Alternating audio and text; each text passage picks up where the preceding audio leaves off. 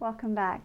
Today I'm going to show you how to make fantastic, fluffy, beautiful rice every single time using just a pan. I read somewhere that like over 90% of Japanese households cook rice using a rice maker, and rice makers are fantastic, don't get me wrong, but they're just not necessary. I distinctly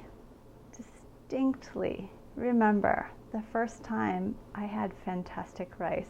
I was probably 16 or 17, and I was a nanny for a young boy named Quentin. And his mother was Malaysian.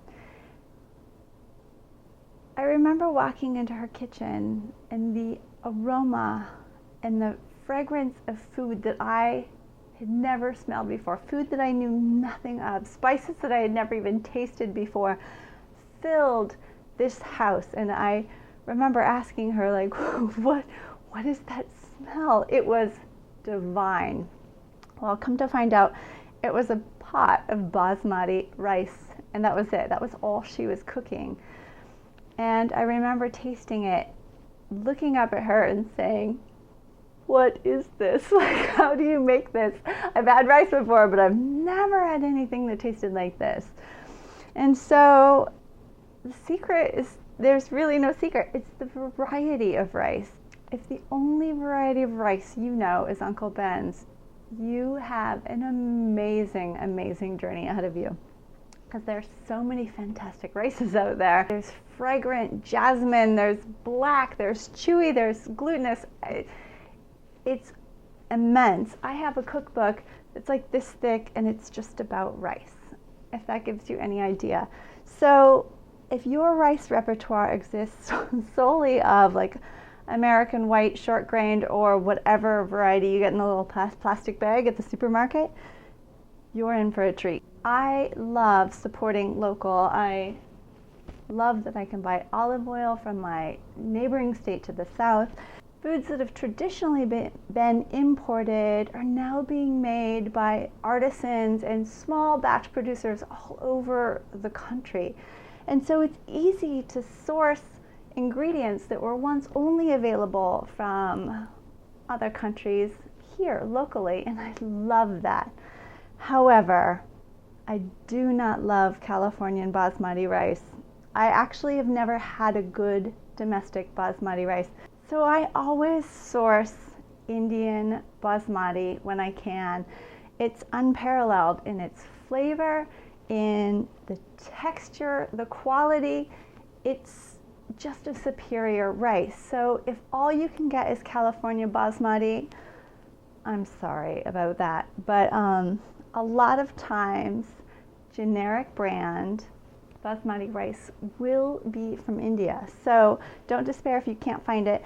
Look for long grain or basmati rice in your grocer's aisle. And I was recently, we were on the road, and I couldn't find an Asian grocer, and I was out of rice. And so I went into, I think it was a Kroger, and they had their store brand rice, and it was basmati, and on the back it said product of India. So look at the labels. It will say. There's almost nothing to making good rice. There's a few little techniques that will help you immensely, and they will greatly improve your final product. But it's basically as straightforward as boiling water in a pan, adding the rice, putting a lid on it, turning the heat to low, letting it cook, and that's it. Like, it is so simple and so straightforward. But there's a few little things you need to know to make really good rice. One is you have to rinse it. Rice is a starch. And as a starch, starches are sticky. That's what we put in our shirts, right? To make them stiff and crunchy. We don't want extra starch in our rice because it's going to make those little grains attach and be gluey. We want fluffy, light, individual rice. So to overcome that, you have to rinse it. So I'm going to rinse my rice. I want to rinse my rice until the water runs clean. It might seem a little excessive, but it will pay off. For basmati rice, the ratio is 3 to 2, 3 parts water to 2 parts rice. So I have 3 cups of water to 2 cups of rice. I'm going to add to the water about a half a teaspoon of salt. And this is totally optional to you, but I like to add about a teaspoon of butter as well. Set your water over high heat and bring it to a boil. As soon as it's boiling, add your rinsed and drained rice and just watch it for another minute or two because you want it to come back up to a boil. At that point, you cover it, reduce the heat to low. If you're camping or you've got a really hot burner that doesn't go very low, go ahead and just put a cast iron frying pan underneath that rice and cook it that way. It will diffuse that really hot flame. Once you've reduced the heat to low, you cook it for 10 minutes and then you turn the flame off. Do not peek at the rice. Don't lift that lid. Whatever you do, don't look, don't peek, don't touch it, don't do anything. Let it stand for an additional 10 minutes.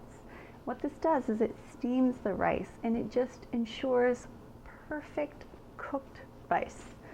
Once your 10-minute steaming is up, you open the lid. You can let it cool down a little bit, or you can just immediately fluff it with a fork and transfer it to your serving dish.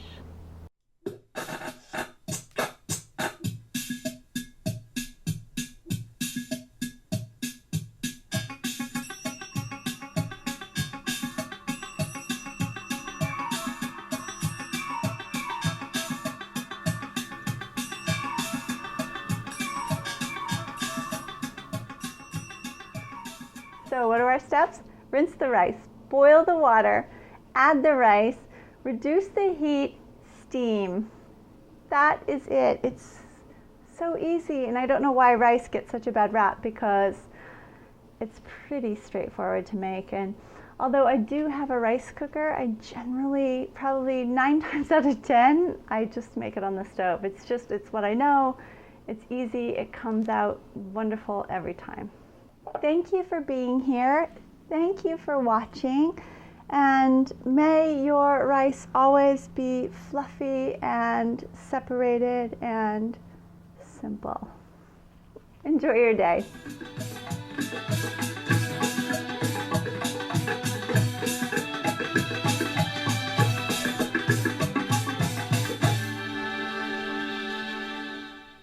I hope you've enjoyed this basic cooking technique. I want to do more of this in the future.